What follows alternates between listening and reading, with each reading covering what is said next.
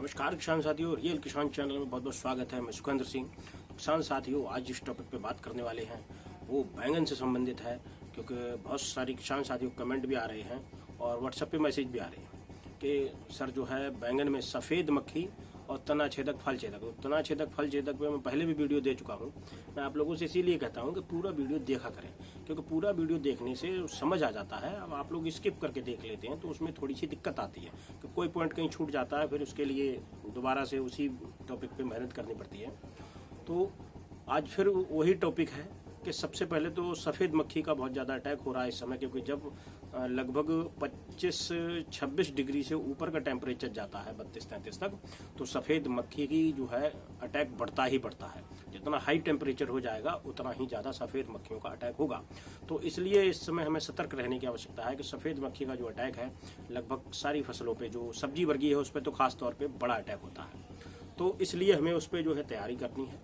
अब वो क्या है, तो सबसे पहले हमें सफ़ेद मक्खी के बारे में समझ लेना चाहिए कि सफ़ेद मक्खी आप देखोगे कि छोटा छोटा एक भुनका सा होता है, वो सफ़ेद वाइट कलर का, और वो ज़्यादातर पत्ते के नीचे ज़्यादा बैठा होता है। पत्ते के नीचे बैठोगे आप, अगर उसको शाम के टाइम जाओगे और पौधे पे हाथ मारोगे तो आपको हल्का सा भुनका टाइप उड़ता हुआ नजर आएगा, वो सफ़ेद सफ़ेद सा होगा। तो वो सारी चीज़ें हैं। अब हम सफ़ेद मक्खी से छुटकारा कैसे पाएं, दूसरा फल छेदक और तना छेदक से कैसे पाएं। तो सबसे पहले आप ये समझ लो कि जब भी टेम्परेचर ज़्यादा हाई होगा तो सफ़ेद मक्खी का भी अटैक ज़्यादा बढ़ेगा और सुंडी का भी असर ज़्यादा होगा। अब उसके लिए हम जैविक क्या करें और रसायन में क्या करें, तो बहुत सारी चीज़ें हैं। आप एंड तक बने रहिए चैनल में, क्योंकि मैं इसका निदान आपको जैविक में भी दूंगा और रसायन में भी दूंगा। तो सबसे पहले हम जो है रसायन की बात कर लेते हैं। तो रसायन में जो है एक इमिडाक्लोप्रिड आता है, वो भी काम करता है, लेकिन आज की डेट में वो थोड़ा उतना सक्सेस नहीं रहा है 17 पॉइंट वाला। तो इसलिए एमिडा एसिडा अगर दोनों मिला के दे दोगे तो कुछ संभावनाएं हैं ख़त्म होने की, क्योंकि इस समय क्या है कि हमें हर 7 दिन पे दूसरी स्प्रे देनी पड़ेगी, और नहीं तो ये सफ़ेद मक्खी का अटैक ख़त्म ही नहीं होगा। जब तक इसका पूरा लार्वा अंडकोश ख़त्म नहीं होगा तब तक ये ख़त्म नहीं होगी, क्योंकि एक मारोगी दूसरी तैयार हो जाएगी। तो सबसे पहले इमिडाक्लोप्रिड एक साल्ट हो, एक टेक्निकल हो गया। दूसरा हो गया डाइफेंथुरान, ये भी आपको मिल जाएगा आराम से हर किसी की दुकान पर, डाइफेंथुरान। अब डाइफेंथुरान क्या है कि ये मार तो देगा, लेकिन आपको कम से कम 2 से 3 स्प्रे इसकी देनी पड़ेंगी कंटिन्यू, लगभग 7-7, 8-8 दिन के अंतराल पर। तो ये डाइफेंथुरान बहुत अच्छा कार्य करेगा। अब आप इसमें सोचो एक बार मार दो फिर उसके बाद ये चली जाएगी, तो एक बार की स्प्रे में नहीं जाएगी सफ़ेद मक्खी। ये आप गांठ बांध लो, चाहे कोई कुछ भी कहता हो, लेकिन वो नहीं जाती है। तो क्या है, सबसे पहले आप डाइफेंथुरान, ये डाइफेंथुरान जो है 50%, 8 दिन के बाद 7 से 8 दिन के अंतराल पे आपको दूसरी स्प्रे इसकी दोहरानी पड़ेगी। ठीक है जी। तीसरा इसका जो अब एक विकल्प आता है कि कुछ टेक्निकल कॉम्बिनेशन में आने लगे हैं, जैसे कुछ तो सफ़ेद मक्खी को मारेंगे और कुछ इसकी अंडकोश को भी खत्म करेंगे। अब ये जो डाइफेंथुरान है वो क्या करेगी, ऊपर की जो भी ये सफ़ेद मक्खी का अटैक होगा उसको ये खत्म कर देगी, लेकिन ये अंडकोश पे असर नहीं कर पाती। तो इसके लिए बहुत सारे टेक्निकल ऐसे आते हैं जो डाइफेंथुरान में भी मिक्स आते हैं।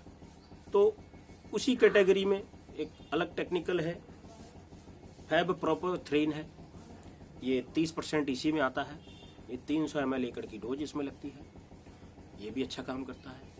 एक सबसे अच्छा कॉम्बिनेशन है थाइमोक्सम लेमंडासालाथिन, थाइमोक्सम एक टेक्निकल, दूसरा इसी में कॉम्बिनेशन दूसरा टेक्निकल है लेमंडासालाथिन जेड-सी फार्मूलेशन। अब आप जेड-सी फार्मूलेशन का कैलकुलेशन समझ लो कि जेड-सी फार्मूलेशन का मतलब ये है कि ये कैप्सूल फॉर्म में होता है, जो इसका बैक्टीरिया होता है वो कैप्सूल फॉर्म में होगा। जैसे ही आपके पत्ते पे पड़ेगा वो वहीं फट जाएगा और असर करेगा। बाकी दवाई क्या है कि जैसे आपने स्प्रे की तो हवा के माध्यम से 50% उड़ जाती है, नष्ट हो जाती है, लेकिन जेड-सी फार्मूला की जितनी भी दवाइयाँ होंगी वो कैप्सूल फॉर्म में होती हैं, और वो जब तक पत्ते के संपर्क में नहीं आएगी तब तक वो न उड़ेगी, न खराब होगी, न कुछ होगी। हमने स्प्रे मारा, स्प्रे मारने के बाद कैप्सूल फॉर्म में वो गिरी जाके और पत्ते पे बिखेर, तो उसका रिजल्ट हमें अच्छा मिलता है और ज़्यादा समय। अब ये थाइमोक्सम और लेवेंडर साइलेंथ्रिन, ये दोनों का एक कॉम्बिनेशन आता है। तो ये कई सारियां कंपनी अलग अलग ब्रांड से बनाती हैं। हमारे यहाँ लोकल में शिवालिक में मिलती है हकूरा नाम से, वो बहुत अच्छा काम करती है, तो वो आप डाल सकते हो। उससे कम अगर डाइफेंथ्रान से 7-8 दिन का अंतराल पर आपको दूसरी स्प्रे करनी पड़ेगी, तो जो थाइमोक्सम प्लस लेवेंडर साइलेंथ्रिन है उसका आपको 12-13 दिन का, मतलब 4-5 दिन का एक्स्ट्रा टाइम मिलेगा। तो उसमें क्या होगा, इसमें डाइफेंथ्रान के अगर 3 स्प्रे करोगे तो उसका 2 में ही काम हो जाएगा, उसमें 3 नहीं डालनी पड़ेगी। तो ये टेक्निकल हो गई। अब ये तो हो गई सफ़ेद मक्खी की बात। अब मैं आपको एक बार फिर बता देता हूँ तना छेदक फल छेदक के लिए कि धानुका कंपनी की आतंक आती है, उसमें कार्बोसल्फान नाम का टेक्निकल होता है। कार्बोसल्फान टेक्निकल धानुका की ही नहीं, बहुत सारी कंपनियां बनाती हैं, वो आप नोट कर लो। कार्बोसल्फान आता है, वो 400 रुपए का 500 ml हमारे यहाँ मिलता है, 350 से 400 रुपए का 500 ml। और उसकी जो डोज होती है वो भी 300 ml ही एकड़ की होती है, इससे ज़्यादा नहीं होती है। तो एक टेक्निकल हमने ये ले लिया। आप गांठ बांध लो कि एक टेक्निकल से कभी भी तना छेदक फल छेदक को आप नष्ट नहीं कर सकते, चाहे कोई कितना भी धुरंधर कोई ना हो, एक टेक्निकल से नहीं मरेगी। उसमें आपको कम से कम 3 से 4 टेक्निकल अलग अलग लेने ही पड़ेंगे।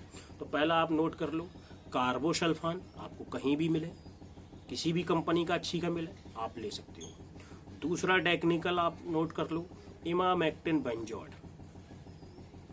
कार्बोसल्फान 500 ml की पैकिंग में आएगी, इमामेक्टिन बेंजोएट 100 ग्राम एकड़ की, कार्बोसल्फान 300 ml हो गई, इमामेक्टिन बेंजोएट 100 ग्राम एकड़ की।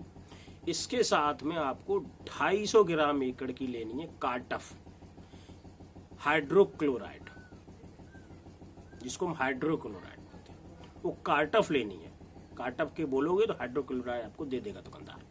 ये 3 टेक्निकल आपको मिलाने हैं आपस में, और मिला के इसका 6-6, 7-7 दिन के अंतराल पे आप अगर स्प्रे कर देते हो तो दुनिया की कोई भी तना छेदक फल छेदक चैलेंज के साथ खत्म हो जाएगी, आपकी कितनी भी भयंकर लगी हो।